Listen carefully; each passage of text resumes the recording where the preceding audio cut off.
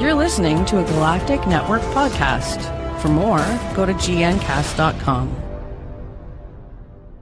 We are the ElseNerds.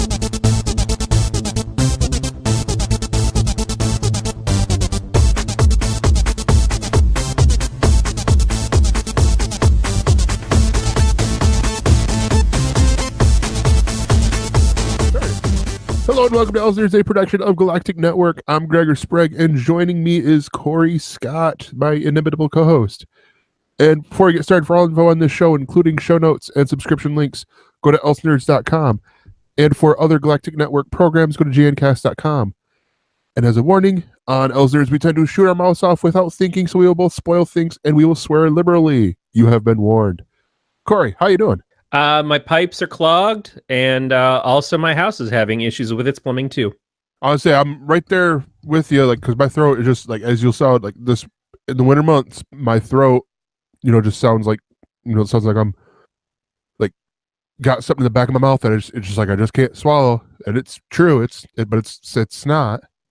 So yeah, it's rough. Aaron's been sick the last couple of days, and I've kind of felt a tingling of something going wrong, but I don't know. You fight with this season. Right now, we're going through a little bit of a rainy patch here, which is good because it's also cold, and we're turning on the heater, and you have to adjust for the heater dries everything out. Which California is normally pretty dry anyways, and so then you use humidifiers and stuff to get the moisture back up, and then the humidifiers cause you to get lung infections because they're overcomplicating everything. So yeah, it's fun. It's a good round bit of fun. Well, with me, it's actually different because this house is 26 years old. It's with this remodel, and the remodel that Grandpa did, and the windows. So behind me, you see the curtain. Underneath the windows, there are small little leaks, and my bed happens to be underneath the other window in this room. Yep. So this morning, I woke up and was half asleep, but I just heard myself. But it's more like the gasping for air, like, all right, he's about ready to need a CPAP machine sort of thing. I have the CPAP machine, and it makes a huge difference. But my last home in Michigan before I moved out to California, staying at my mom and stepfather's place that they lived in Canton, the basement would take on water sometimes. It's like there was leaks that it would just seep up in, and so sometimes I get out of bed in the morning and I would have to wade over to my dresser to get clean socks or whatever.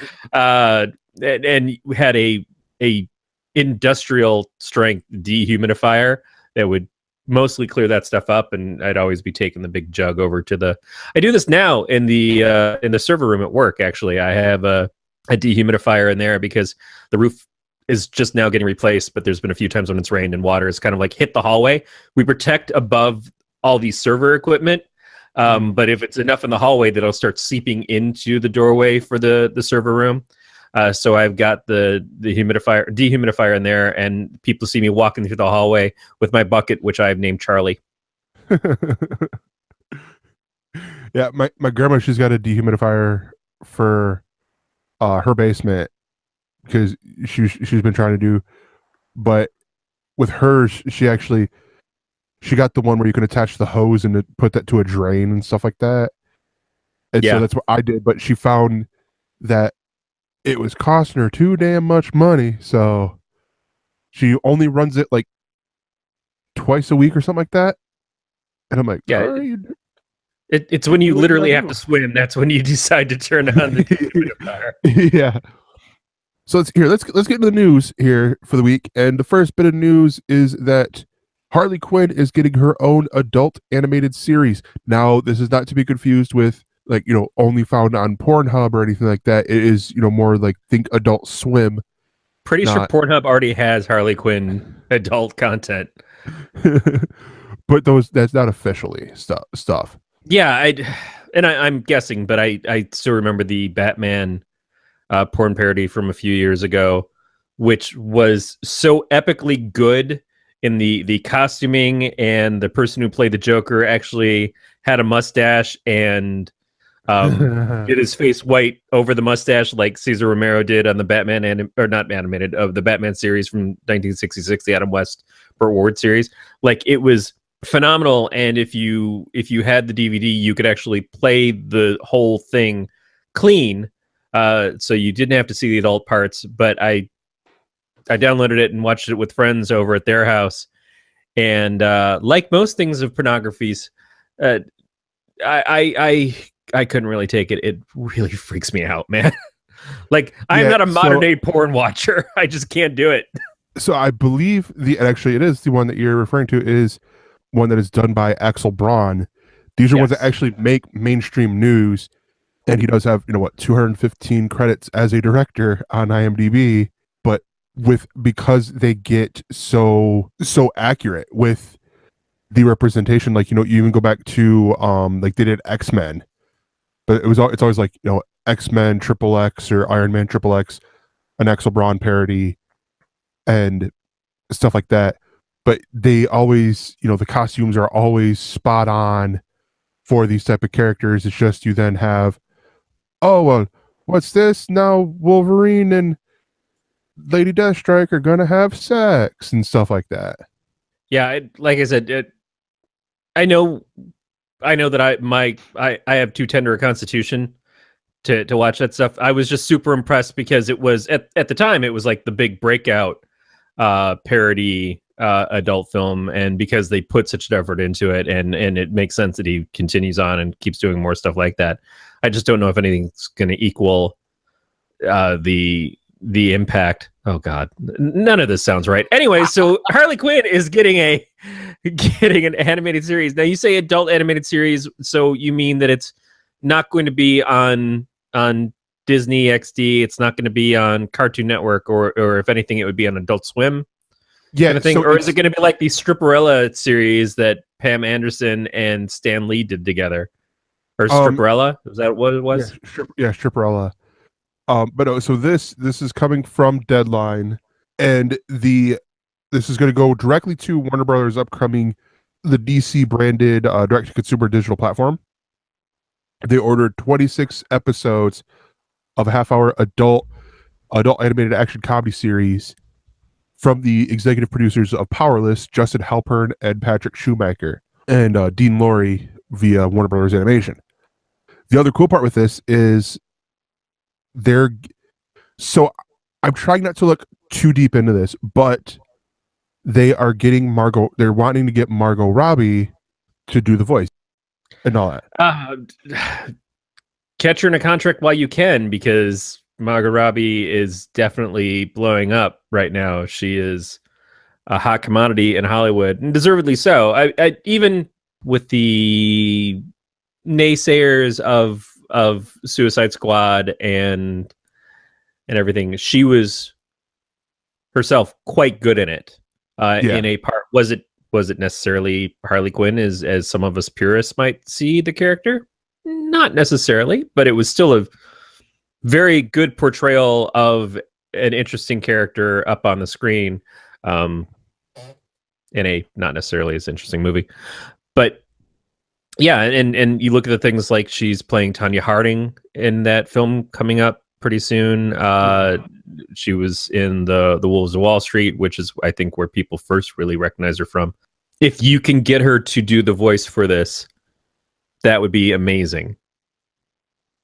And the other part with this, because every streaming service has a big hurdle for me, and that is they have to have enough stuff that I can't get where I'm currently at with Hulu, Netflix, Amazon Prime, WWE Network, to justify adding to YouTube Red, if I didn't mention that one, to add to this. This is starting to do that. I mean, they already have, this is the same platform that's going to have Young Justice Season 3, I forget what they have the subtitle for it. And then they're going to have the live action Titans from Greg Berlanti, Akiva Goldsman, Jeff Johns, Sarah Schechter, and all that. So this is where they're starting to get enough of the stuff here that it's like, all right, I might, have to check it out. Now, there's a couple caveats for me. One is that I already am not watching the CW shows, which are available to me for free. So Berlantiverse extending into, even if it's not considered the Berlantiverse, but the same people doing those shows, doing a show in this network, even though it's the Titans, and Dick Grayson, as I've said many times, is one of my two favorite comic book characters of all time. I don't know if that's compelling. DC's animated stuff for me the last several years has not been something that warranted much of my attention. As a matter of fact, I would say that the last Harley Quinn animated film that came out just recently was considered kind of an adult take on Harley Quinn, considering the fact that it's not exactly against his consent, but did take advantage of a tied up Nightwing on her bed in a hookup that never seen in the comics. And just seems to be the tone that they've taken with these movies. Hey, I want to be Batgirl. Oh, really? You want to fight crime? No, really, I want to bone down with Batman. That's my motivations as a female character in this universe. So, yeah, I'm not jumping him down. And while Young Justice seemed like a cool show, I didn't really keep up with it. It's one of those things that I probably would like to get back to and watch. At the time that it was on the CW, I didn't have the drive to watch a Saturday morning cartoon at that point. But seeing the first two seasons available on Netflix every once in a while, I think, oh yeah, I should check this out. One of my best friends is really into the show, and so I'm excited for him that at least that it's coming back.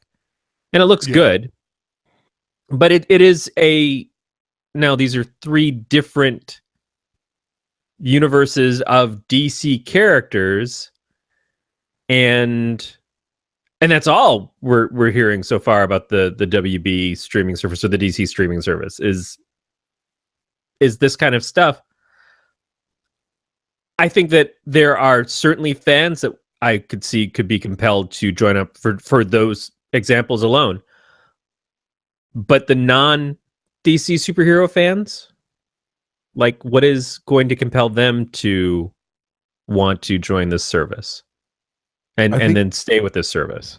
I think part of it might be some of the back catalog stuff. So what I like, stuff that I could easily see them doing is, Batman the Animated Series, Justice League, Young Justice, Justice League Unlimited, all this stuff, even some of the newer stuff, like they do similar to like Hulu, where they have for Teen Titans Go and Justice League Action, they do up to so they have everything behind the current season for Teen Titans Go and Justice League Action on this thing. That could be enough to get a lot of people going there, especially for parents who have kids who love seeing these shows and just want to watch them all the time, but they're wanting to cut the cord, or it's a time when Teen Titans Go isn't on Cartoon Network, and those rare 3 hours in a week, the 15 minutes of the month. And again, just because it's not for me doesn't mean it's not for somebody. I have to look at it from the point of view of, but is it going to gather a wide enough audience? That when we're hearing about the Disney streaming service and you see what Disney is bringing to the table with a Star Wars show, with a new live action Marvel superhero show, and the other things, Pixar stuff, that seems like it hits such a wide spread that it's going to compel a lot of people to sign up for it because they own too many goddamn properties. And if you follow it even further, it seems like, oh yeah, remember how in the 80s we had Young Indiana Jones? We could have a new Indiana Jones TV series because Harrison Ford's not going to make many more of those pictures. And after number 4, he probably shouldn't. That's just realistic. Yeah. So I do have to say that when you're looking at what it takes to break into this, with the services that we've seen come and go so quickly in some cases, and you see services that are still struggling, that shouldn't be struggling that bad, but are still struggling to make the impact of like, how do we compete with Netflix? Amazon losing the star of what is essentially probably their most talked about show in Transparent. It's been announced that Jeffrey Tambor is leaving the show because of the controversy and stuff right now.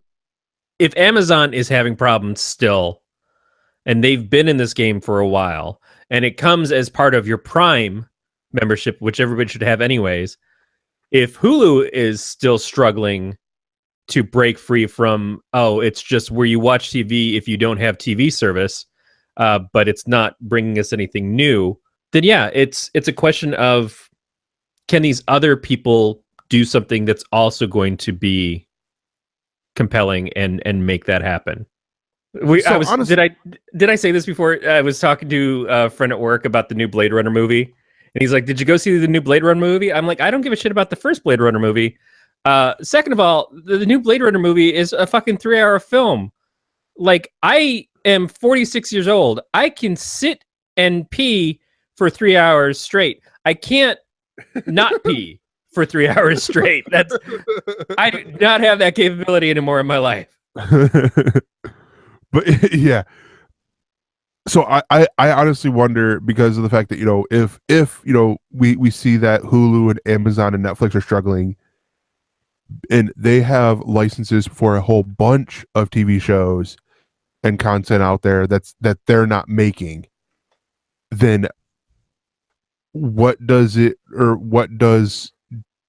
DC have to do, or Warner Brothers have to do with just DC? Now, I see this going along the ways of the of like Comic-Con HQ would do, or even HBO, Showtime, where they will see a lot of their subscriptions come from Amazon as a part of like the Amazon channels that they have. Yeah, it becomes an Amazon channel. I was just thinking the same thing. Or it becomes, hopefully it. Actually, I'd be torn on it. It could also go the other way of Comic-Con HQ, and where it's like, oh, we're gonna do it for free on the Roku, and right. So you download the app, and it's all the stuff is there. Well, and see, that's the difference of being a channel versus being just making content for Amazon or making content for Netflix, because then you can be in multiple places, and you can be kind of like, I'm TBS, and I'm on Comcast, but I'm also on DirecTV, and I'm also on Dish Network.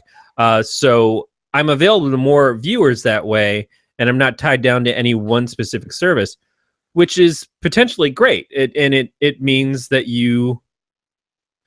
if Amazon suddenly goes away, but you can still make your content available through wherever else, then you're not screwed. But if you're making a show strictly for Hulu, and then Hulu just bellies up tomorrow, it's like, well, we don't lose that show by doing this.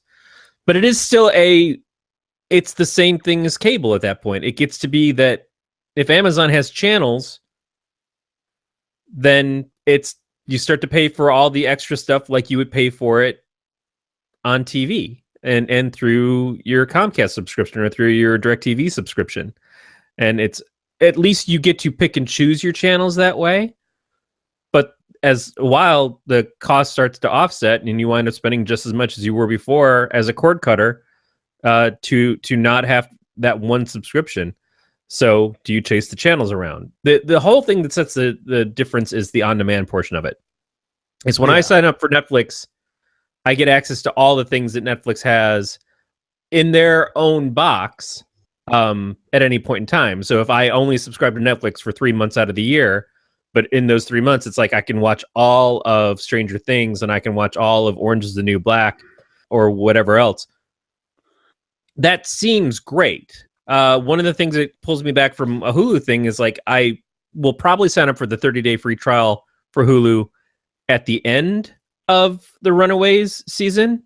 Mm-hmm. So I can watch them all at once, because I don't know that they're releasing all the episodes at the same time like what Netflix does.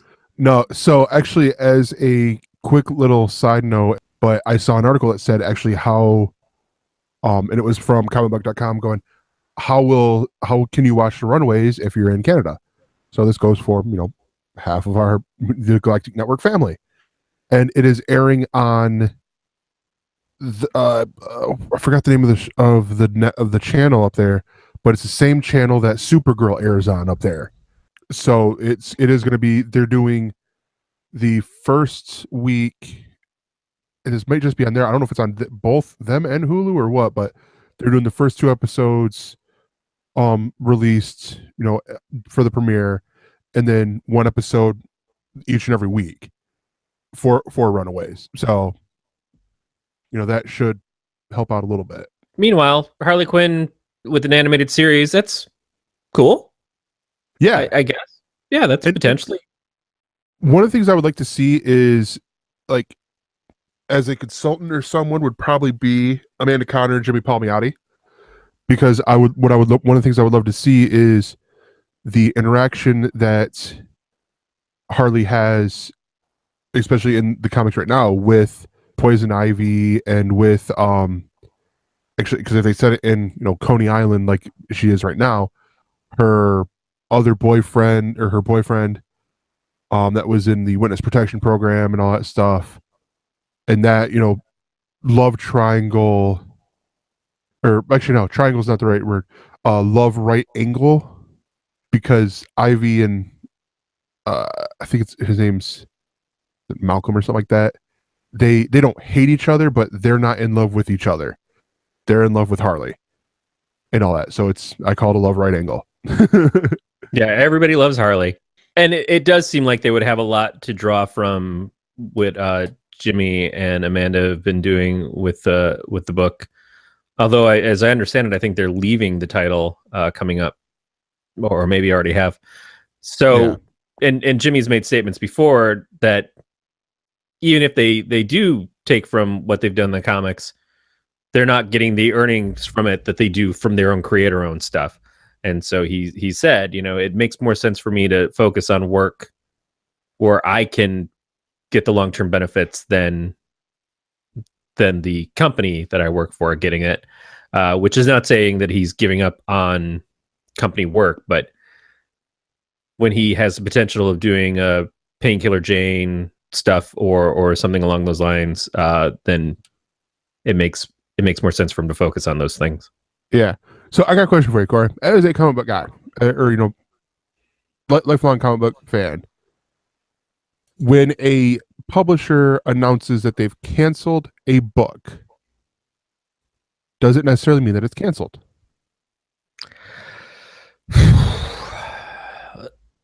What's more frustrating is when a publisher doesn't cancel a book and just keeps stretching the release date over and over and over again. So you as a retailer have invested in this book. You're charged in such a weird state for the comics that you order as a comic book retailer, because you have to figure out what the shipping is going to be when the stuff is supposed to come, and then if it doesn't show up, you're missing titles for that week. You have things that you're counting on to make sales to your customers, and then that stuff doesn't come in, and your customer's like, well, what happened to blah, blah, blah? And I came in to get that. Well, it hasn't shown up yet. Well, when's it showing up?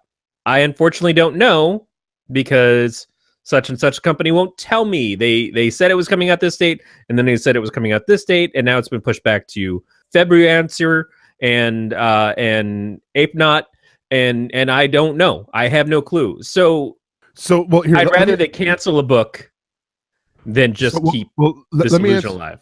Let me ask you this, because I'm saying this as a way to segue into our next story. Because you might have seen in the news that Marvel has canceled Powers #9 and United States of Murder, Inc. Annual #1. Now, what do those books have in common? They are both notoriously late already. But why are they usually notoriously late already? Because the creators behind them are liars. They are filthy, filthy liars. And that is the common thread, is that they are both books created by Brian Michael Bendis and partners. Yes. for Marvel's once existing Icon line, which I don't believe exists anymore and has pretty much just been a farce for the last several years anyways, because they created it to appease Bendis and Mark Miller. And when Mark Miller stopped working at Marvel, his stuff stopped coming out at Icon. And now that Bendis is leaving Marvel, this stuff isn't coming out anymore either. Well, the last one that I knew of that was actually at Marvel, in the Icon line, was it Empress? I think it was the Scott Snyder book that he was doing. Or no. Scott started the Stuart Immonen book. Empress was Mark Miller and Stuart Immonen. Yeah. Kabuki was coming out at Icon for a brief period of time, but Kabuki was a creator-owned book before Men of Wrath miniseries by Jason Aaron. But most of the stuff has had Brian Michael Bendis stamped on it. Yeah. So the big news, because as we said last week, he has signed a deal with DC. He has signed a multi-year, multifaceted, exclusive deal with DC in 2018. Starting in 2018. So Marvel has canceled these two books. Now Bendis tweeted, if a book is pulled, or I guess directed towards the media, if a book is pulled from the publisher by the author for a new publisher, it is not canceled so much as it is switching publishers. Not as sexy a clickbait headline, but whatever. Huge Jinxworld news coming very soon. But that's exactly my point, though, is that these books have been solicited. I can't recall how long ago, and have been on a to use a gentle, kind version of the term, sporadic schedule since they came out, since the beginning of them. And all of Bendis's projects over there have. Most of his stuff has never been finished. It's like waiting for Kevin Smith to finish his Daredevil Bullseye story that he was doing for the Ultimate Universe at one point. It just... So you're saying now you're going to get these done? Because that's the thing, is I've already given up hope, and not like I was the biggest fan of either of these properties, but there are certainly things that were coming out. Scarlet was one that I really liked the first issue of by Bendis. I don't remember if it was Alex Maleev, but it was very good. And that first issue came out, and then there was nothing to follow it up. It was supposed to be an ongoing series, or at least a mini-series. No, it turned into a one-shot because they never went to the next one. And that, I don't know if that's the culture of Marvel or if that's the culture of Bendis. Yeah. But it's hard not to see that Marvel has definitely allowed that to happen. And maybe there's different expectations going over to DC. I don't know. But you kind of already burned me once. And so I'm not jumping up and down for these properties because it's until I see that the stuff actually is coming out. It's the same thing I've said about some of the things like the Gambit movie. It's vaporware. It's vaporware until we see something. Because all you're doing right now is talking out your ass, and I am sick of chewing on your farts. Yeah, trying to blow smoke up bars. And you telling me it's roast beast. You can't cancel a book if it's being taken to another publisher. Yeah, but you can't publish a book if you didn't fucking write it. Schrodinger's asshole. I just like. So the other side of this, though, is because that's sort of the news with that is he's moving his Jinxworld stuff to another publisher. In a similar way to like he could be taking over to DC since he has that deal, similar to how Kurt Busiek brought Astro City from Image Comics to Wildstorm and then to Vertigo. So I mean, that's Astro City started out as part of the Homage line, which was at Wildstorm. It was a imprint that he did, and I want to say Terry Moore was publishing Strangers in Paradise through that for a while. He pulled it from Abstract over to Homage and was doing it in color, and then realized that was not the right move, and then moved it back to Abstract Studios again. There was probably another Homage series that I cannot recall right now, but Busiek and Brent Anderson and of course, the cover artist Alex Ross, they were 100% dedicated to doing Astro City. Now, there's certainly been times where it's lapsed, usually because of Busiek's had several bouts of really bad health problems. Yeah. But for the most part, this book has continued to truck on, and they finish the storyline, and if they need to give themselves a break, they give themselves a break. But you never feel like you're not going to get a conclusion from Astro City. And when Wildstorm got sold to DC, it was kind of one of those things of like, is this a property that DC gets? Because it's Busiek's own ownership, or it's the trio's ownership. And they decided, yeah, we'll publish it at DC, and DC is kind enough to give it a home, which is great, because it would be a terrible world if Astro City wasn't in it. It is a lovely and brilliant book. I also say that as a person who's kind of friends with Brent Anderson. But I was already a fan of the book before I met Brent. I worry if Bendis feels like he's going to go over to DC and do the same things he was allowed to do at Marvel. And at Marvel, he was kind of the top guy. He was the top writer. He was one of their primary engineers, he got to work on like, I think I'd like to write Spider-Man for a good long time. Sure. Now I'd like to write X-Men. Okay, let's see how you can fuck that up. Of course, I'm going to do a half dozen Avengers books. Yeah, fuck it. They're tanked. Do what you need to do.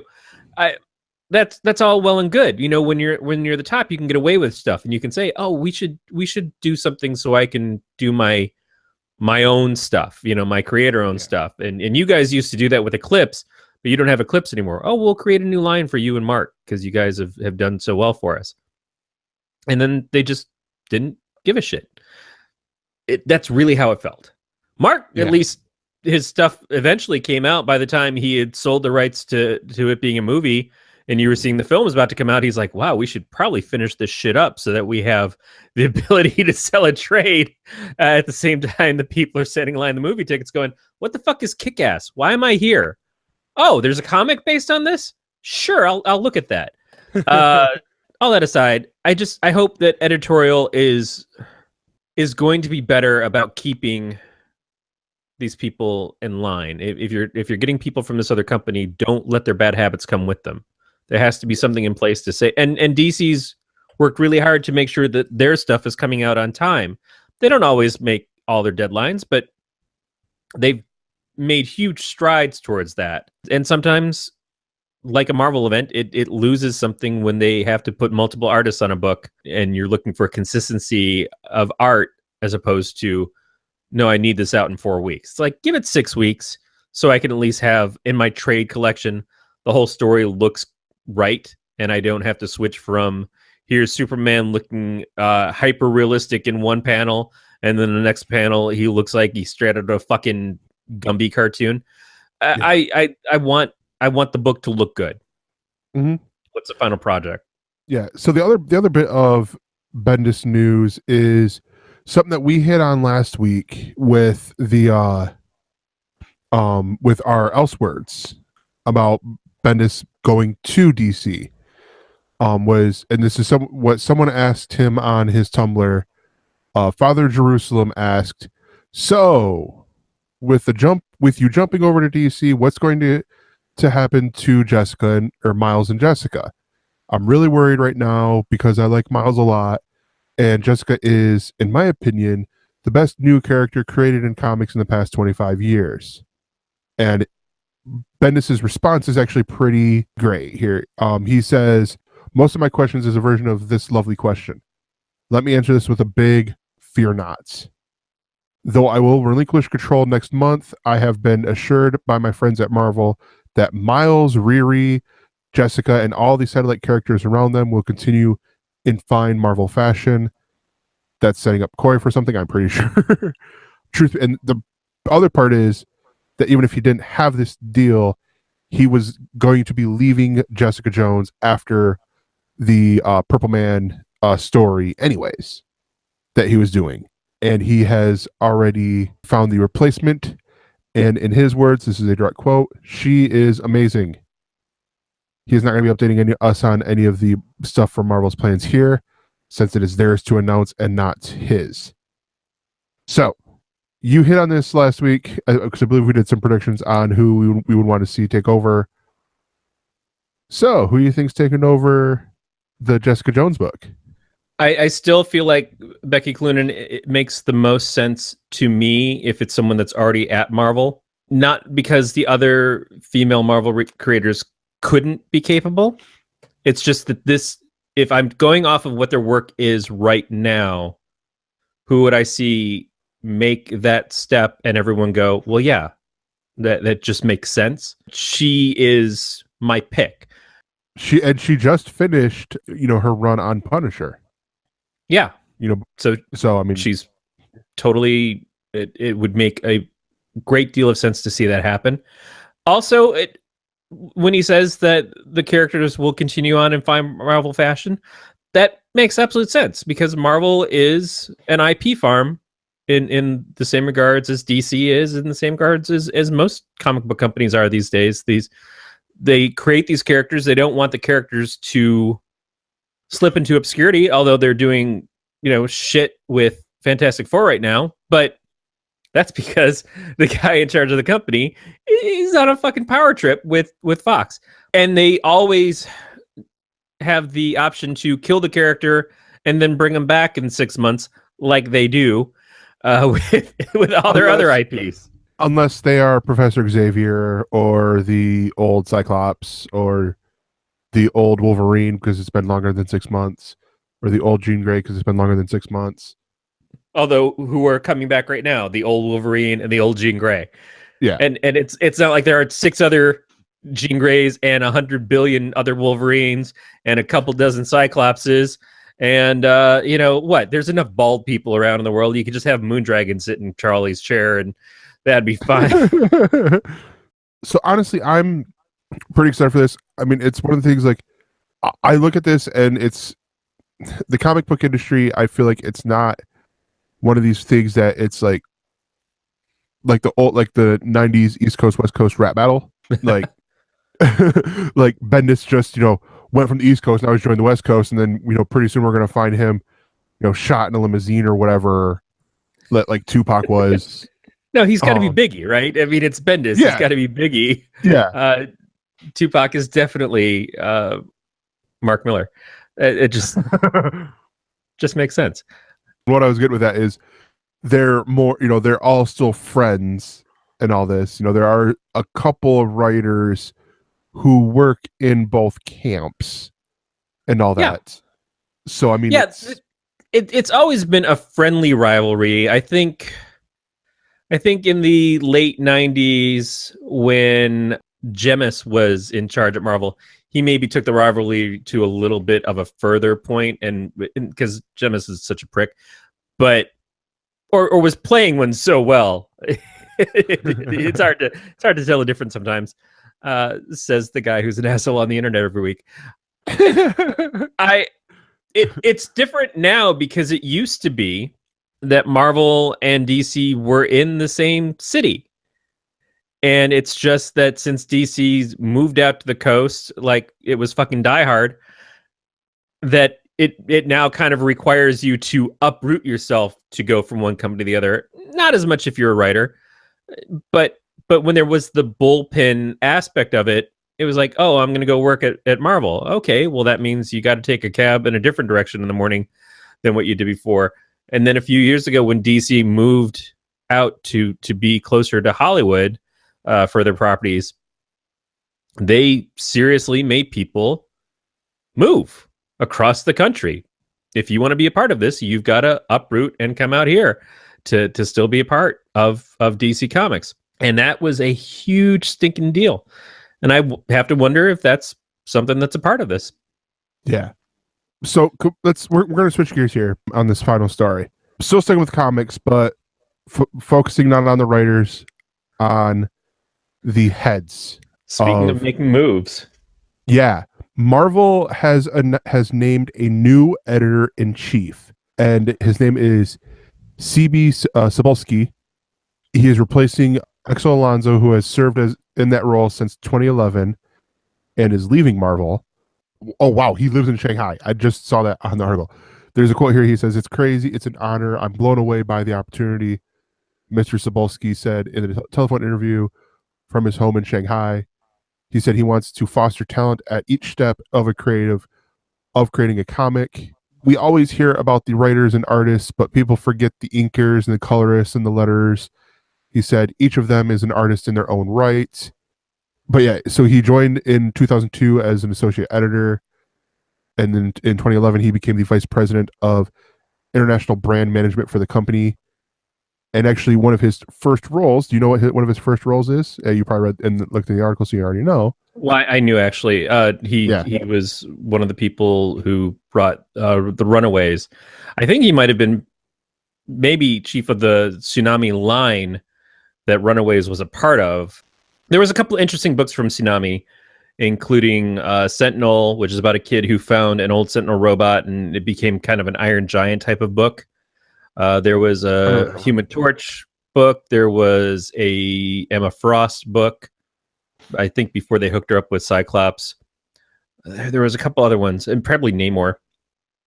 But Runaways was easily considered the breakout hit, much like Hitman was the only thing that came out of the crossover that I can't remember the name of it, but it was just so fucking bad. And but we got Hitman out of it. Yeah, and all props to Cebulski for getting this position. That's great. What is interesting is a week after finding out that Bendis is leaving Marvel, is that we find out Axel Alonso is leaving Marvel and leaving his position of editor-in-chief. That's huge. Yeah. And certainly the views of Marvel right now is that it's going through an extremely challenging time. And they've been trying to get back to something with Marvel Legacy, and I don't think it's stuck yet. But the last several years, a big complaint, not one that I necessarily agree with, is that it's been all of these characters are no longer themselves. So you don't have Steve as Captain America. You've had Sam, Falcon. You don't have Tony as Iron Man. You have Doctor Doom and Riri Williams. You don't have Thor as Thor. You have Jane Foster as Thor, and Thor is considered Odinson. And it's, some people have felt that it's gone too much in the gender and race swapping, and not understanding that stories can actually happen organically, and these things can be like, oh yeah, well, no, this is something we wanted to do with the story. But it was conspicuous that all of these things were happening at around the same time. And that they followed up the changing of Peter Parker to the Miles Morales character in the Ultimate Universe. And it's like, oh, Bendis just got rid of that world's Spider-Man, replaced him with a completely different character that is obviously a different race. And it's taken off really well for us. Well, then let's change all of these characters. But Marvel's done this before. It's just that when they did it in the 90s, it was still a bunch of other white guys for the most part. It was Rhodey as War Machine, but other than that, we had Thunderstrike in the place of Thor, white guy. We had U.S. Patriot or U.S. Agent as Captain America, white guy. DC had replaced Bruce Wayne and Clark Kent in their roles. They replaced Wonder Woman with Artemis. It was a big thing that happened at that point, but it was always in the plan of like, but we're going to get back to these main characters again. When Marvel brought back their Steve Rogers character as Cap, they said, oh, by the way, it also turns out that he's been a Nazi the entire time. And it was a story that was just done so well with the Clone Saga that they had to do it over again. Which hey, I like that story, to be honest. I mean, because it made you think, like, are they retconning 75 years of history for this? Or is it what it ended up being, that this is a separate entity, a separate creation, that just sort of took over from the Cap that we know and love?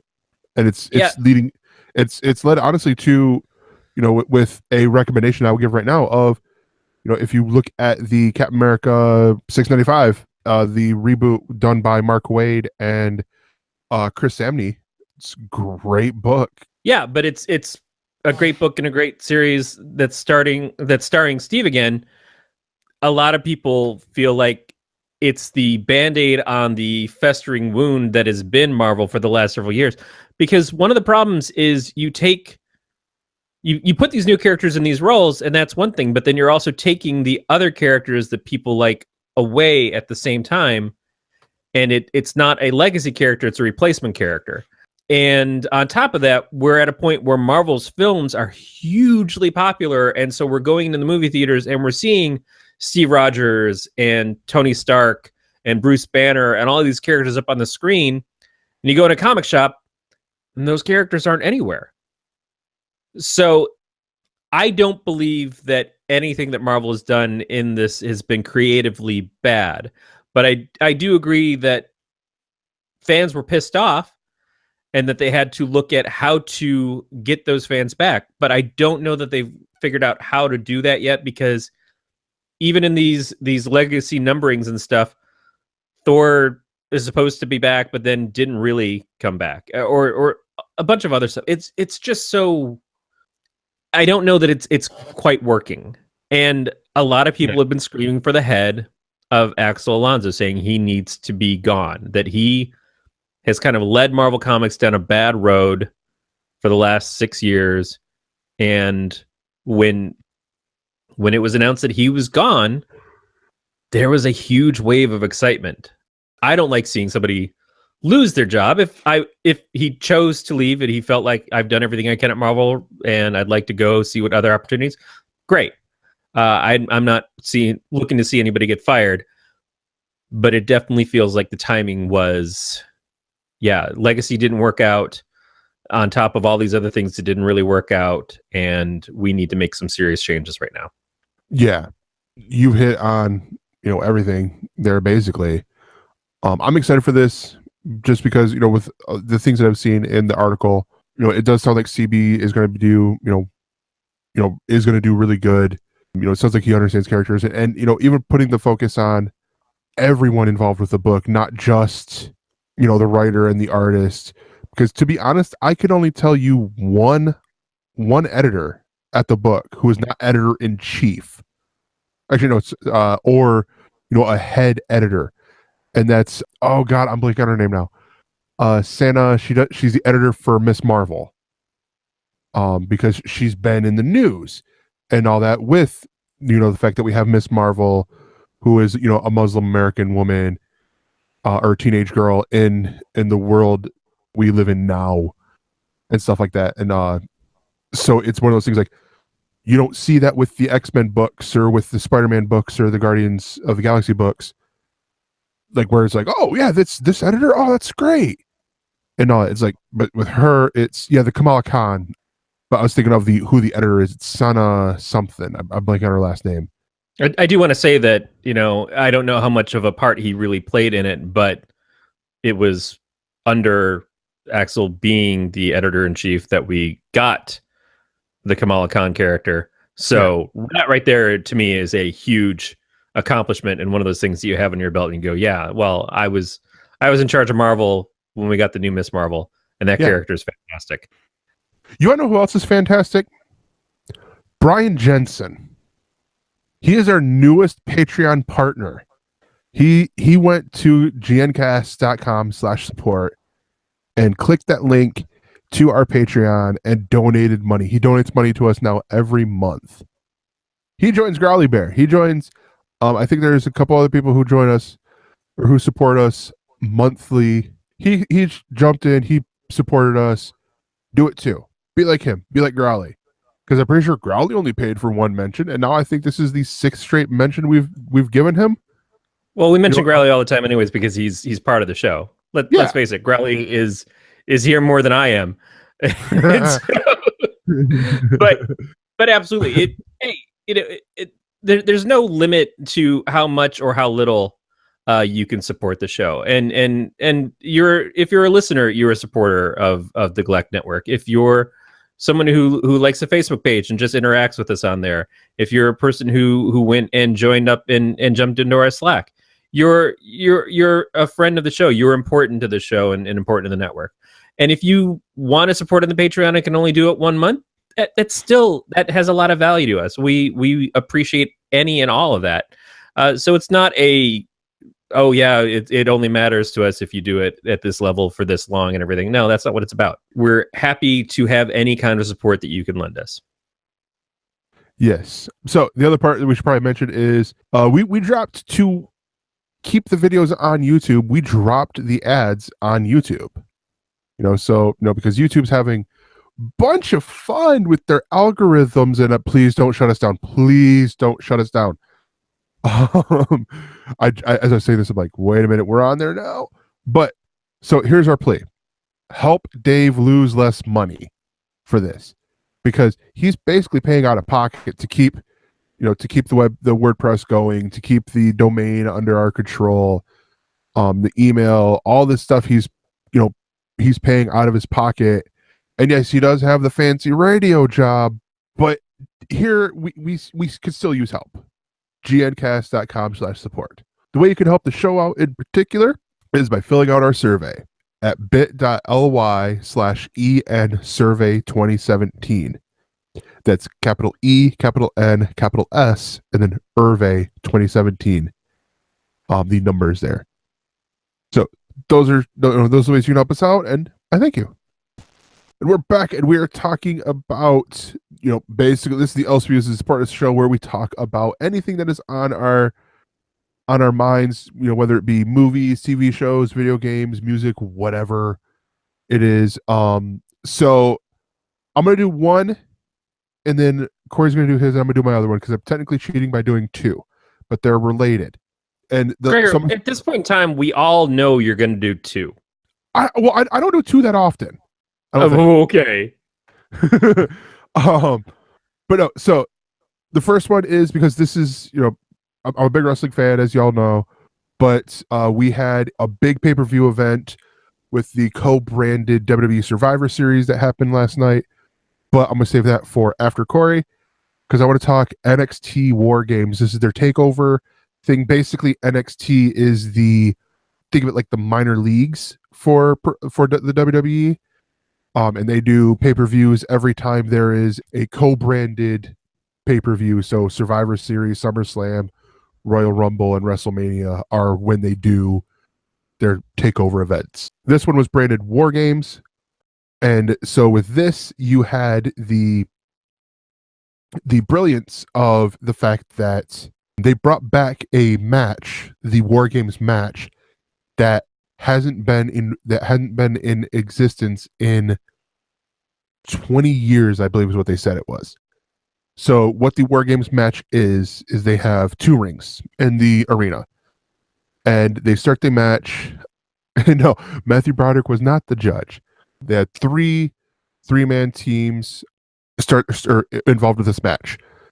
1 member from each team starts in the ring, and then after 5 minutes, the other 2 members of one team get to come in. Then 3 minutes, another team comes in, and then another 3 minutes, the final team comes in. And the interesting part of this is the match doesn't end until all 3 teams are in the ring. So you have this interesting concept of you have 11 minutes until a pinfall can happen in here. And then once this happens, there's a cage around both rings as well. And so once this is done, but if they escape the cage, their team is eliminated. But so it's a really interesting idea, and it was a really interesting premise. I was curious to see how they were going to do everything, and it did not end in a game of tic-tac-toe. It ended in a game of one dude doing a superplex off the top of a cage onto everyone, which I saw, and I'm like, and he's dead. Because it was one of those big spots where I'm just like, oh wow, he's up there pretty high, and okay, someone didn't catch him, sort of thing. Like someone didn't make him watch the video of Owen Hart, apparently. Well, no, Owen Hart. Okay, so the Owen Hart one was he he hit his chin on the rope. That's what did it, and all that. And by the way, I'm not trying to make. I am trying to make a little light of it, but it's a horrible thing that have happened. That honestly, because that, especially for these, like what they were trying to do with the stunt of that, like it would have been cool had they used the proper equipment, and I'm pretty sure someone got fired. At least one person during that. But anyways, back to War Games, because they had a whole bunch of other matches in there too. They crowned a new women's champion because the former women's champion was injured and ended her, what was it? It was almost 2 years in NXT undefeated, which you haven't really seen since Goldberg back in the 90s, where he came into WCW and went about 3 years, I think, undefeated. And no, British Bulldog didn't die the same way Owen Hart did. Growly, British Bulldog, I believe it was a drug overdose or something, but I could be completely wrong. But and then you had the NXT Championship match. Basically, I've said this before with other takeovers. This one almost outshined WWE Survivor Series. It had great matches through and through, and I enjoyed every single one of them. My only gripe is that NXT doesn't get to do more pay-per-views, doesn't get to do more of these takeover events, because it gets a lot more people involved that way. B actually posted that Davey Boy Smith, the British Bulldog, died of a heart attack while on vacation in British Columbia, with it appearing to be caused from years of using steroids. Yeah, that's one of the things that we're starting to see nowadays with a lot of the wrestlers from the 80s and 90s is steroids are playing a big factor if they used a lot of steroids in there. Like that was, with Eddie Guerrero, with him passing, it was because he didn't use a lot of steroids, but he did use some to where that did affect his heart and all that. But anyways, NXT TakeOver War Games was awesome. I hope this becomes a yearly thing, because they already do NXT doesn't have the gimmick match that the WWE main event has. And this is honestly an interesting one to do. You're bringing in a classic WCW match, but also you're giving this new blood, because you're bringing in these young guys who are finding new ways to do different spots, and to actually make it interesting, that the fact that they have two rings side by side for really no reason other than the fact that it's two rings side by side, and you don't see that. But yeah, that was WWE or NXT War Games. You can find that on the WWE Network. Corey, punish us with the review of the first 3 episodes of The Punisher. I'm not going to go so far into it because it is only the first 3 episodes. I'm going to start by saying that the Punisher is probably, to me, one of the least interesting characters in comics. From my point of view, I'm not a fan of I think guns is a shitty superpower, but and I'm also I think I've made it clear several times before, I'm not into mob movie stuff. Like I've never seen or could sit through The Godfather. Most Martin Scorsese stuff doesn't do shit for me. But yeah, Tommy Monahan from Hitman for the win. Beat says, good point. But under certain creators, I've found the Punisher to be, if not just tolerable, actually in some cases interesting and fun. Garth Ennis writing Punisher, I think in particular Punisher Max at Marvel, was a hell of a lot of fun. The Thomas Jane Punisher movie, I like the Punisher in that. I like some of the character stuff in that, although I hear a lot of people that's the part that they didn't like. John Travolta is just an over-the-top villain, as John Travolta is in pretty much anything he plays a villain. So you got what you paid for. Yeah. After the second season of Daredevil on Netflix, that the Punisher was a big part of, especially the first half of it, I felt okay. Yeah, I could see more from this portrayal. The guy playing him is the guy who played Shane on The Walking Dead, and he's done a very respectable job. Yeah, John Barenthal. He's done a very respectable job. But I didn't know what this is going to be. If it was going to be the same kind of stuff as the movies, which is the overtop mafia stuff. If it was going to be witnessing his family getting slaughtered at the beginning in an origin story, if it was going to take place before Daredevil or after Daredevil. It starts out, one, I have to say, the opening scene of the first episode, which is all the way up until they get into the opening credits for the show, was very, very good. It was him finishing off the killing of the people who he felt were responsible for the death of his family, the whole cartel aspect of it. So all the mob stuff is kind of done then, at least so far. Like I said, I'm only 3 episodes in. It deals more with, it looks like it's going the direction of dealing with the people that he was a part of in his time in the military, which we got a little bit of with Clancy Brown's character again in that season of Daredevil. It is doing flashbacks to that, and we do see his wife when she gets shot. They love to show that scene because he keeps waking up to that dream over and over again every day.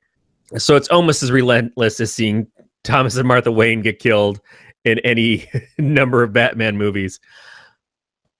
But the whole thing seems to really be about PTSD and the trauma of being at war and of losing people to violence. And there's a lot of time spent in what is a support group for different people in the military. And we haven't gone too far with that yet, but I can see there's a progression that's going to happen with some of the characters from that and how their storyline is going to expand going along. Barenthal is very good in this. It would be easy to do just the speak in whispers, be the ultimate tough guy, and he does that because that is the Punisher character. But they don't overuse it. And when we first start seeing him trying to live in regular society again, and we know that he really can't, he's working construction, which is a little cliche.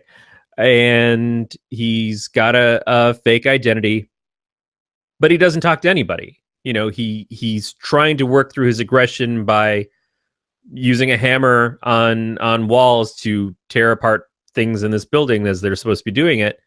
And he's not making any friends, and it kind of leads to some conflicts with other people in that.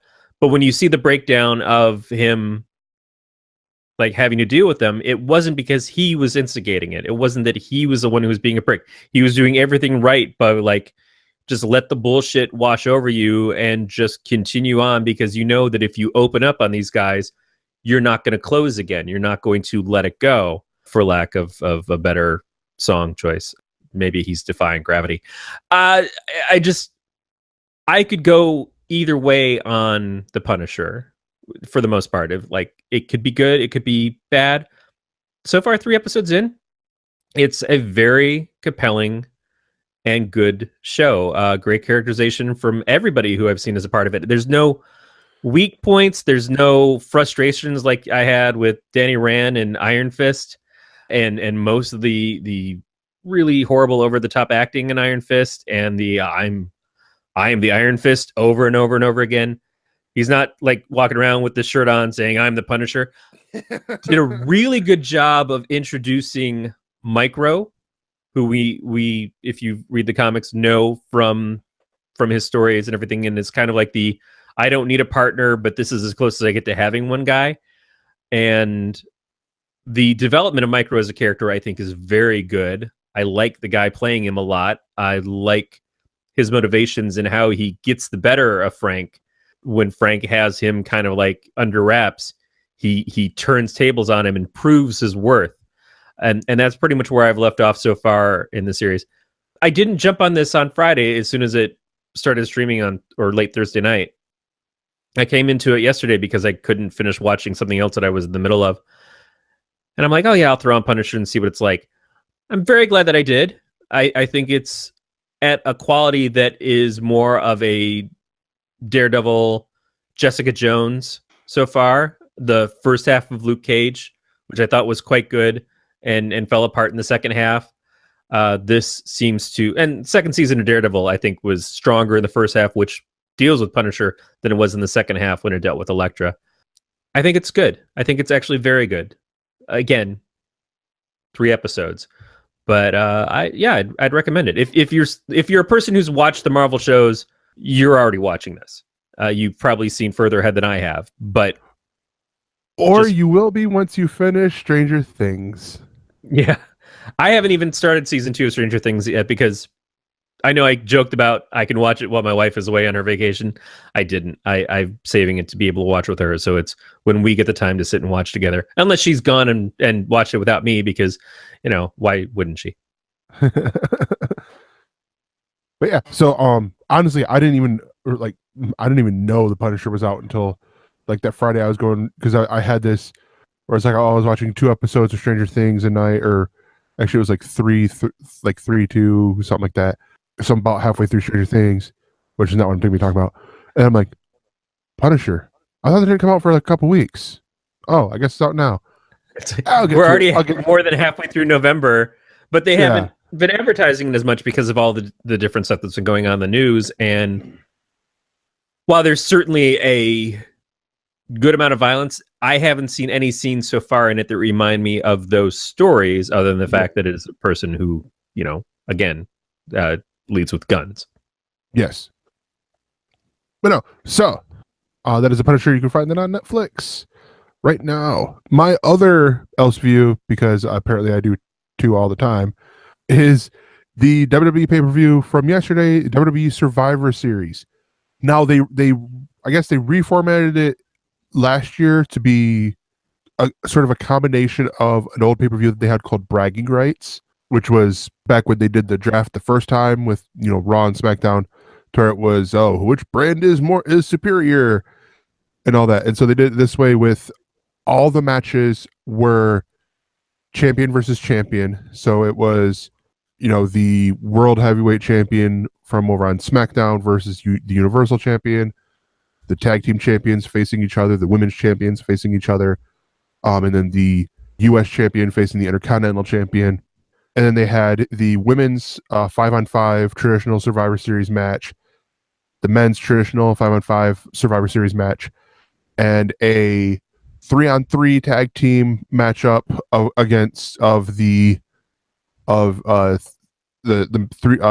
3-man group on Raw called the Shield versus a 3-man group on SmackDown called the New Day. Sorry, I had to. I'm a fan of like a lot of the people on here, so I had to do it the way they do it. But it's overall, this is WWE since I've been watching their pay-per-views since WrestleMania. WWE, including WrestleMania, has had a pattern. I like to call it the SNL pattern, where you get to Weekend Update, and then the sketches start to slack off a little bit. WWE, you get they usually do like 2, maybe 3 big quote unquote main events. You get to the first one, they'll throw in this match that everyone's like, oh, this match sucks. It's as they calm down before, oh my gosh, did you see Shane McMahon jump off the Hell in a Cell? Or something like that. Survivor Series didn't have that. They had, they started out with the Shield versus the New Day. And that match, I'm like, wow, we're going out the gate swinging here. I mean, this is almost sort of like the New Day saying, hey, we need to be later on in the, up higher on the card, make us a main event sort of deal. It was interesting how they did this because they had all 5 announcers for both Raw and SmackDown announcing at the same time, which it got a little bit tricky at times because there were times where they were talking over each other.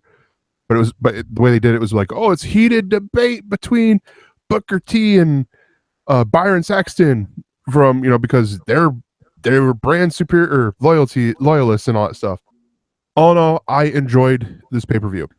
Some of the weaker points in there are more because I have more personal opinions on some of the wrestlers Baron Corbin, who I feel like doesn't need to be champion and doesn't have it as great of a gimmick. Same thing with Braun Strowman, who it's like, oh, you're big and muscular, you're gonna no sell.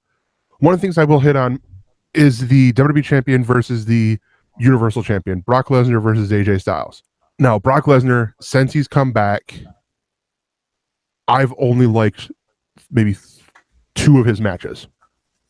And a lot of it's because he comes across with these matches as I don't have to sell for this person when they're hitting me relentlessly over and over again, and they are my size. I'm just gonna, body slam them, give them like suplexes and all this stuff, and then pin and get out, earn my money, and then get the hell out of Dodge. This match with AJ Styles, who is significantly smaller, like I think Brock has about 100 pounds on him, at least. It's one of those things that I feel he actually sold. This reminded me of his matches with Eddie Guerrero, which were some of my favorite matches on both guys, on both Brock and Eddie, because it was, the bigger guy fighting a smaller guy, and the smaller guy, sometimes coming out on top, sometimes getting squashed. And you have this really big dynamic where it's not just, 2 big muscular guys or 2 guys the same size beating the shit out of each other. It's David and Goliath. It's, a speedy guy versus, strength and all that stuff. So yeah, I mean, the whole pay-per-view was good. I'm sort of copping out and not doing the beta show that I've been doing on the ElseNerds channel to talk about it here. But it's also because I want to talk to certain people and see, hey, you want to do this with me? But anyways, the WWE Survivor Series, you can find that on the WWE Network. And then they announced their next pay-per-view in December is Clash of Champions, which will be a SmackDown exclusive show. So yeah, I'm looking forward to that, where we will see all the championships defended on the SmackDown brand. So that's it for the ElseViews. We will be right back with the ElseWords. Do you believe that there's intelligent life somewhere out there? That maybe extraterrestrial beings have already visited the Earth? Are you a fan of movies or TV shows like Star Trek or Alien? If you answered yes to any of those questions, then you may also like the Alien Invasion podcast. On every episode, we talk about the latest ET-related news, report on a recent sighting, and make some alien-themed entertainment picks. Subscribe, download, and listen from where you get podcasts. Or by going to gncasts.com/aliens. That's GNCASTS.com/aliens. And we are back, and it is time for the ElseWords, and this is the main big discussion topic of the show, one that I'm reluctant to talk about because if you thought we were wordy before, Lord knows we were holding back, because wait till you hear this shit. Yeah, so basically, Justice League came out this past Friday, and I have not seen it. Corey has only seen half of it. We will not go into any further details on that because we like being free. But that right there should be a quick point of, we didn't see it. Did you? Because it seems as though maybe not many of you did. What's up with that? Yeah, so here's the thing. Justice League this weekend for its opening box office is the lowest box office to happen or for a DC movie in the current DC extended universe. Yeah, in the current DCEU that they have. It's made just shy of 94 million. It was actually they gave out a conservative estimate of what they thought it was going to hit that was lower than what people had originally thought of, I think about 96 million, and then it turned out that it made less than that. Yeah. And that's worrisome, right? Yeah. No, yeah. So, I mean, if you look at just the opening weekend side of things, which I come of the mindset that I'm a little less concerned with opening weekend because of the fact that like we have Beat put out a chart or put out in our show notes here. Starting with Man of Steel made opening weekend $116.6 million that weekend.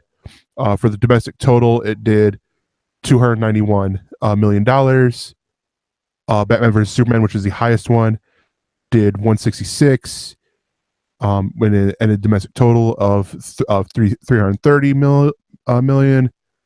Suicide Squad, which came out like a month after or something like that, did 133.6 opening, and then the domestic total was 325. Wonder Woman, which ended, barely broke the 100 million for opening weekend, did 103.2 mil, but it did the biggest growth of 420 or 412.5 million dollars for a domestic total. Right. I look at this, so it's sort of one of these things like initial fan reactions is one thing to look at with these movies, where it's like, yeah, that part is going down, but I'm still cautiously optimistic about these because of the fact that we're seeing from, since you could almost put it into two, well, hopefully, because we won't know until, a couple months from now when the domestic totals are finished. But you look at, there's, this nice little stays about here, like right around 300 mil for the first three movies, and then Wonder Woman comes out and it's like, well, it's gonna go up and all that stuff. Well, Wonder Woman is obviously showed that she had legs, but on top of that, Wonder Woman came out and had a different audience reaction. And part of that was the fact of what Wonder Woman is. She is the most well-known and popular female character in all of comics. Yep. I don't think I'm stepping on any other character's toes by saying that. As much as we could say Storm is up there, Black Widow having exposure in the films and everything, it could be up there. Supergirl, but Supergirl is not as popular as Wonder Woman, not as well known as Wonder Woman, because for the most part they just see, oh, it's Superman as a girl. Wonder Woman is her own thing, and also Gal Gadot did a phenomenal job as the character. She was considered probably the high point of Batman v Superman by the people who did and didn't enjoy that movie. On top of that, Patty Jenkins made a very good film. And Wonder Woman's score on Rotten Tomatoes, which is not what you should base your enjoyment off of, but from both critics and fans, was very high. Now, critics, as far as Justice League, I think it's sitting at around maybe just under 40% right now. Fans are closer into the 85% range. Oh, apparently Beat says, yeah, JLA 40%, all critics 28%. I don't know what that was. But yeah, so 40% for Justice League. 40% of all critics liked it. 28% of the top critics liked it. Or it's getting 40% from all critics, 28 from the top critics, but it is scoring 85 in the audience score. Right. So the people who have seen it, the fans, have enjoyed it. But you've got to keep in mind that those are fans who went to see it, meaning that they probably enjoyed Batman v Superman. They probably enjoyed Man of Steel. They maybe even somehow summed up the courage to enjoy Suicide Squad. I don't know.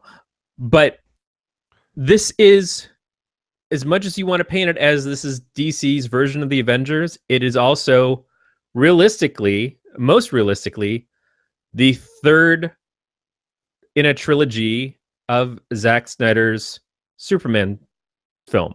It went Man of Steel, Batman v Superman, and then Justice League. And while not to give too many spoilers away, Superman's not really much in this. It is a continuation of the story that he started, those other two films. So if you were a person who was already not enamored of those first two movies, or a lot of people I've seen like Man of Steel and didn't like Batman v Superman, which is just odd. I had major problems with both. What was going to bring you back to this?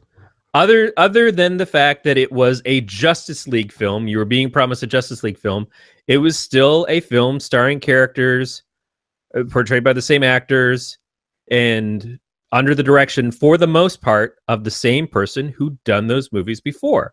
So if you already knew that that stuff wasn't your thing, what could this do to win you over? They made a really good trailer. The trailer seems to focus on a lot of the comedy aspects that people are assuming, and maybe rightfully so, that Joss Whedon brought to the movie when he did reshoots after Zack had to leave the film because of family issues, which we've discussed in episodes before. It still looked like the same movie to me. It looked like it was filmed in the same way, the effects used the same way. It was just as dark looking as what had previously existed. Steppenwolf as a villain, from what I've seen of the film, is a giant throwing punches guy that's all done with heavy effects like Doomsday was before. And like, frankly, the portion of Wonder Woman that I really didn't like, the ending with the Ares character in that, it seemed very similar. Seemed kind of similar to the giant thing that Enchantress conjures up in Suicide Squad to fight at the end. It seems to be that this is what they keep doing is, yeah, we need them all to fight something. Here's this giant creature type thing to all go up against. I'm really tired of that. I think as much as we've talked about the Marvel Universe has a villain's problem and has had a villain's problem for a long time that they've only solved with Loki and recently Hela. Yeah. DC's got it worse. In the 4 films they've had so far, they've got it worse. I think Zod is probably their best villain, and I'm not a big fan of that movie, but at least there were motivations to what he was doing. Well, and even then they went and bastardized him by making him this weird version of Doomsday. Right. Well, yeah, which has nothing to do with Zod. It was just they had to come up with some way to make it. And the whole thing of that was ridiculous anyways. I wanted this movie to be the turning point. You know, and to me, for my tastes, it is necessary for DC to have a turning point in these films. While Wonder Woman, some people could say it was a different director. It was a solo film for this character, and she frankly did well better on her own. And gets a different audience on her own. I think there are a lot of women who will go and see a Wonder Woman movie that aren't necessarily then lining up to go see Wonder Woman in a Justice League movie. But isn't that going to be something that maybe DC needs to take into account? They certainly should. Yeah, because of the fact, like, again, I hate doing this, comparing them to Marvel, but it's sort of like, you know, Beat has all these different numbers in here, you know, with other movies that open, other superhero movies that opened in 2017, and others, you know, pre-set 2017 and all that. But you look at it, even then, like, there's some interesting numbers in here. Like Logan only made $88 million its opening weekend and stuff like that. Logan was the third in what was, again, previously 2 terrible Wolverine movies, and was an R-rated film. Yeah, but it's one of these things that here we always say this, you know, Marvel movies, it's always something different because it focuses in on, you know, for the character. And DC really hasn't had these movies where it was focusing in on one character. You know, Man of Steel, yes, it was focusing in on Superman, but then it sort of went away with, you know, Batman versus Superman. You're focusing on both of them. You're focusing in on Lex Luthor. I wouldn't say it focused on both of them. It Well- had almost nothing to do with Superman. Well, but yeah, true. But I mean, it was one of these things, like, it wasn't strictly just a Batman movie. There was parts that I felt like it was a rush to. Zack Snyder seems to like giant spectacles. And I don't mean glasses. I mean, he likes to get to that giant moment on the screen, and it's not the storytelling for him; it's the visual effect. And I don't say that to slam him. That's not my taste in film, but it certainly works for a lot of movies, and it's gotten him to where he is. But if you look at Sucker Punch, which some people think is a genius movie, I can't make it all the way through it. It's not about the story; it's about the visual beauty of it, and sometimes horrific things happening. Watchmen was, again, stunning to look at, a very empty version of what is probably the most classic comic of all time. 300 looked like it was straight out of the comic. So again, watching it visually, fantastic. Not a deep story anyways in the original comic or the film, but I think did an adequate job of what it was supposed to do.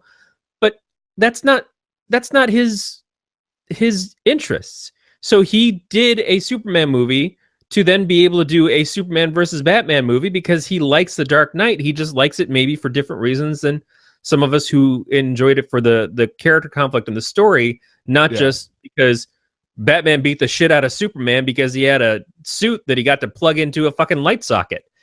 And then he goes from that to Justice League.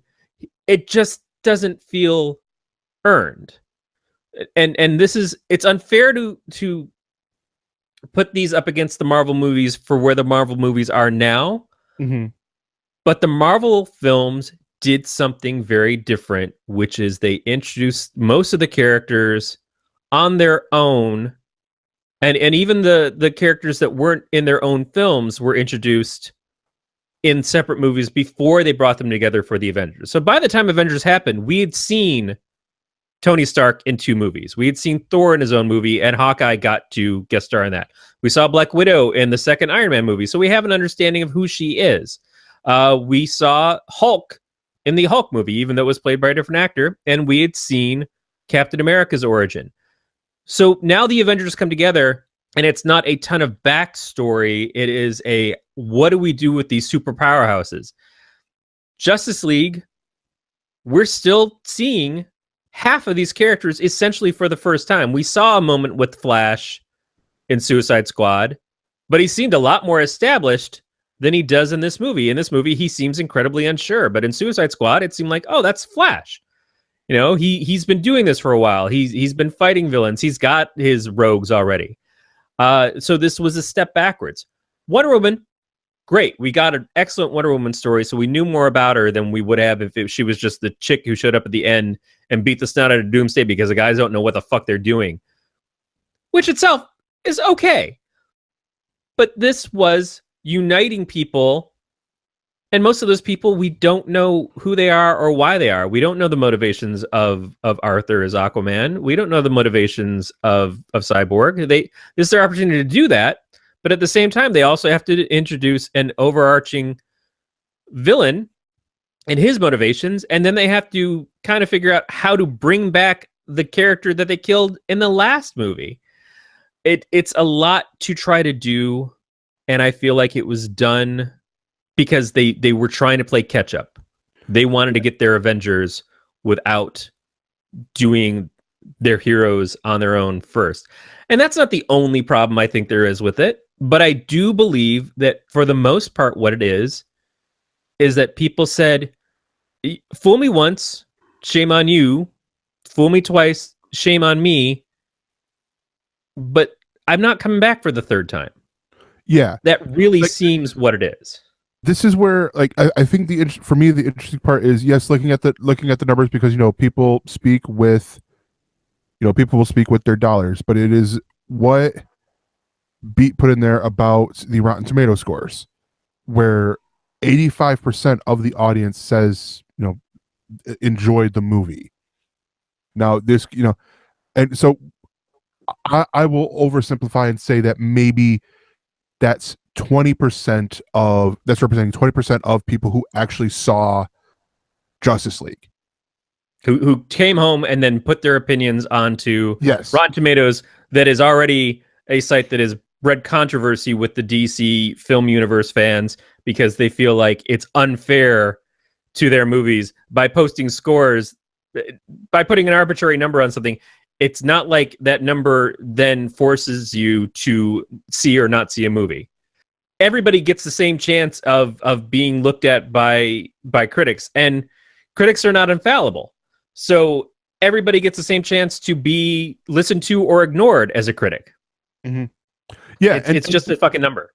Yeah, and so I mean, it's one of these things here. Like, I think DC hopefully is going to realize this, and be able to fix this for Aquaman, which is set to come out December 21st, 2018. Wonder Woman, which is supposed to come out November 1st, 2019. But it beats bringing up an interesting point, because it's something that I noticed too, is the fact that Iron Man didn't have any clout, made more money before there was even any comic book boom. So I mean, yeah, it is one of those things that you see. That's true, and if you have to adjust the money that it made for today's dollars, that would be an even bigger deal. But also, Iron Man wasn't competing with, how many other superhero movies have we had this year?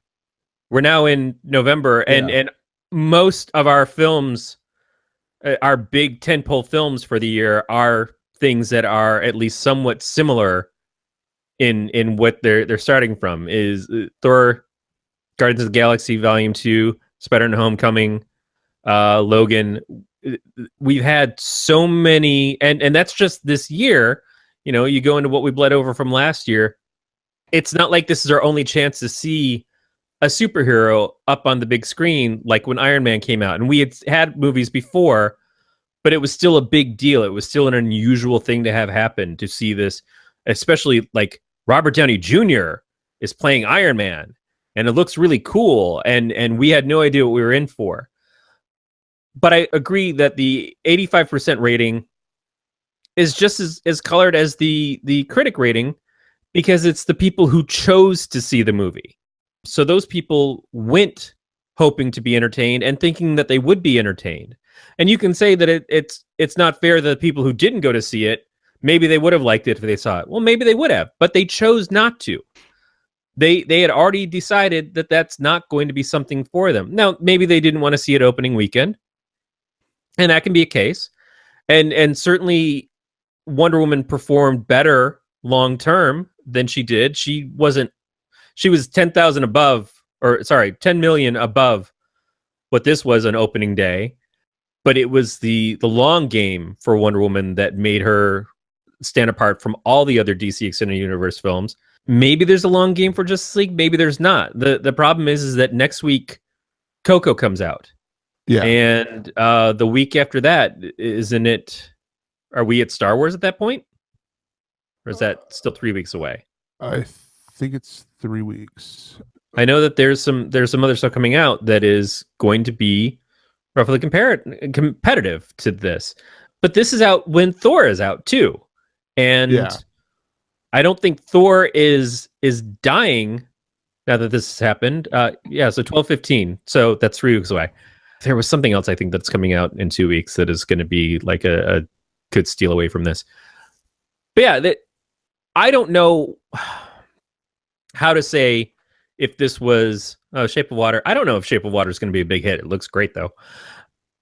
I don't know how to say if this is a fluke, if it's just the first weekend, but then people are going to pick up on it.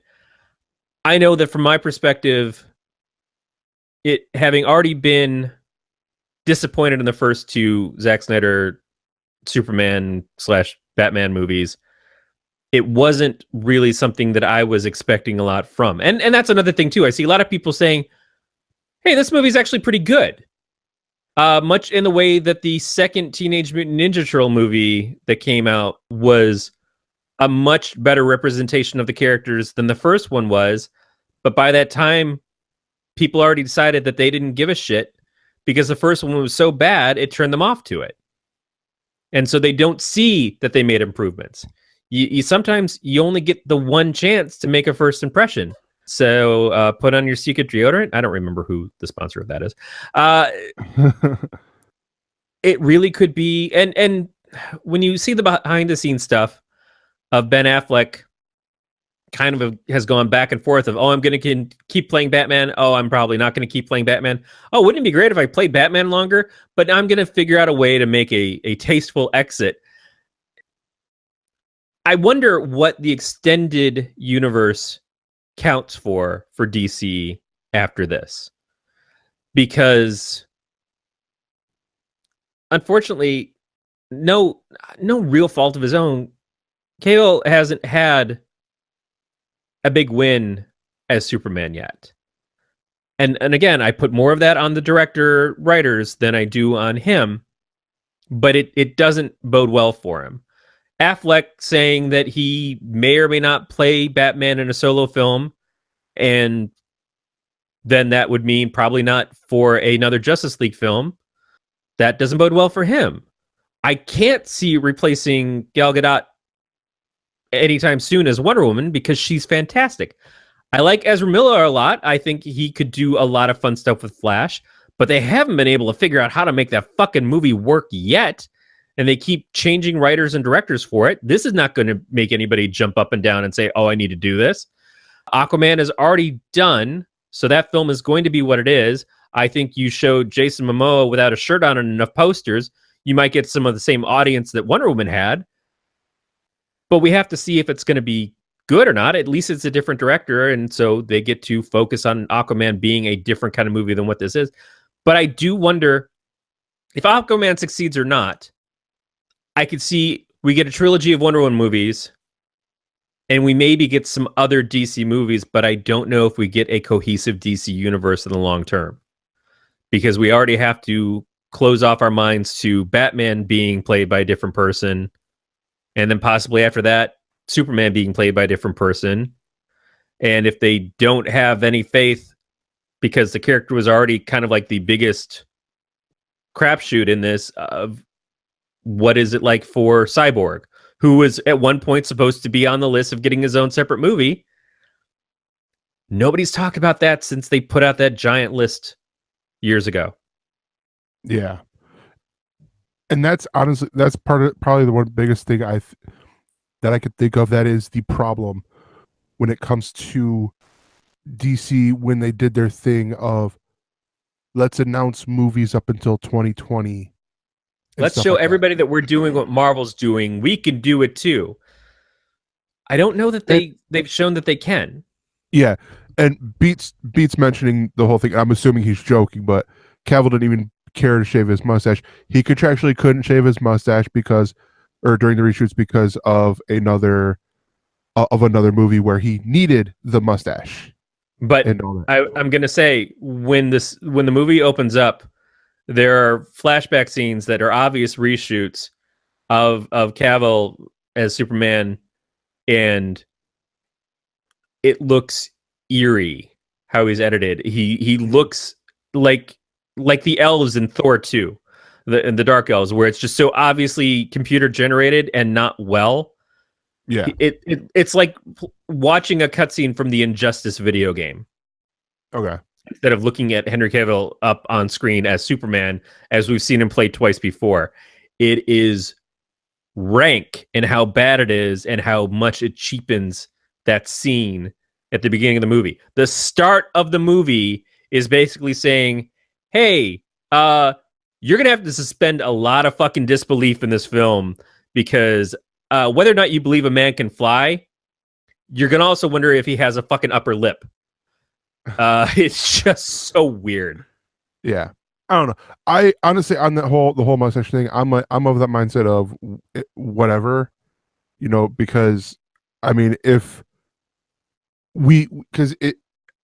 it's one of those things like, okay, it makes sense to me because, I would much rather as, me, if I have a part where it's in one scene or in one movie, I have to be clean shaven, but I'm only doing reshoots on that. So I've done most of the stuff. I'm just, little tweaks here and there, but I'm currently working on a film where I have to have, a full mustache. I sweat a lot. So maybe he's just a heavy sweater too, to where the glue that they would have to put to paste on a mustache, it wouldn't work. Or you end up, like on Jimmy Fallon, where he's got the mustache over here dangling, and the shoes, they gotta go cut, reset the mustache, and all that stuff, and then they go action. I always go back to Rosie O'Donnell telling the story in her stand-up of when she worked on Exit to Eden, which was a movie about a bunch of people at basically a bondage camp. And she's in it, and she had lost a lot of weight because she's walking around in a leather bustier for most of the movie. And then she said, okay, fine. And she does the film and everything. Dan Aykroyd's in there. And then they call her back for reshoots later on because they want to funny it up. They want to add some scenes, and it's going to feature her and Dan Aykroyd more. And she's like, but you don't understand. I lost weight to be in this movie, and now I'm back to my normal weight. It's going to look weird. And they're like, no, it's fine. No one's going to notice. She's like, watch the fucking movie. Because I walk into the door 140 pounds, I come out the door 180 pounds, I walk back into the door 140 pounds again. It's absolutely true. And it's in no way horrible, but it is noticeable. And you feel like that's a little hole in the wall comedy movie based off of an Anne Rice book, actually. This is the fucking Justice League. Yeah. And so if you can't get the quality and the commitment of the actors, and I know it's not Cable's fault, but if you can't make this shit fucking happen the right way, and if you start your movie with that much of a blatant fuck up, you've completely demeaned everything else you're trying to put on the screen after that. The only thing I'm going to say about the only other thing I'm going to say about this is, and again, I'm just some asshole talking out of his ass here. Maybe he was contractually, he had to grow the mustache out. Like the director or the producers, they wanted a natural looking thing here. Oh and yeah, yes, no, I'm not putting that on him at all. I'm just saying that's the problem though. No, this is more directed at someone who is not talking right now, but is chatting up a storm in our chats, because he's saying all these things about, like, yeah, CGI is so much cheaper, sure, and all this stuff. And I'm saying, hey, it's not his fault. I don't think it's his fault. I think he was contractually, whether it be the producers, the studio executives, the director, whoever wants his character needs a mustache. So, mustache. Yeah. I just remember for a long period of time in the 90s, Superman had a fucking mullet. And then to disguise himself as Clark Kent, he not only put on the glasses, but he put his hair up in a ponytail. And it's like, all right, look, I've been buying into the glasses, not glasses thing my entire fucking life. But Superman grows out his hair at the same time as Clark Kent grows out his hair, and now it's like the way that he disguises himself is a fucking scrunchie. No, bullshit. So if we've got a Superman with a mullet to go back on, and not to mention Superman red and blue, I could handle a Superman with a fucking Freddie Mercury stash. I think that would have been just fine. Just fucking let it go. I was dead and my fucking mustache grew out. I haven't had a chance to fucking shave it yet, you assholes. It takes heat vision and a mirror. That's how I shave every fucking day. You can't fucking do this with a Bic. Dollar Shave Club, not going to work on this fucking stash. It's from Krypton. Well, on that note, you can contact us by leaving us a voicemail at 805-328-3966. You can support our sponsor, Harry's Razors, by going to the affiliate link. Actually, Harry's, I wouldn't mind if they were a sponsor. They're great. Yeah. Or you can go to you can send us an email, mail@ElseNerds.com. All of our subscription options and links can be found over at gncasts.com/subscribe. And you can find all the social network stuff for the network on Facebook, Twitter, all that stuff by searching Galactic Netcasts. And you can follow us on Twitter at ElseNerds. And you can follow the producers. Beatmaster is at Beatmaster80. Evan is at Mr_Fusion. Sean Burns is at SBurnsPA. And you can find me at That Gregor. And Corey, where can people find you? You know what? I'm gonna take this moment to not ask people to find me. I'm going to give a little suggestion. This is not for the faint of heart or those with weak constitutions, but every once in a while, I like to point out that my wife is an artist. Her art is not for everybody. It is very adult themed in nature. It is more than a little disturbing, but I like it because I like her, and she is very talented. If it's not your thing, I'm not saying that it should be your thing. But if you are at all interested in seeing some of the stuff that she's doing right now, she's got some prints up at her new store.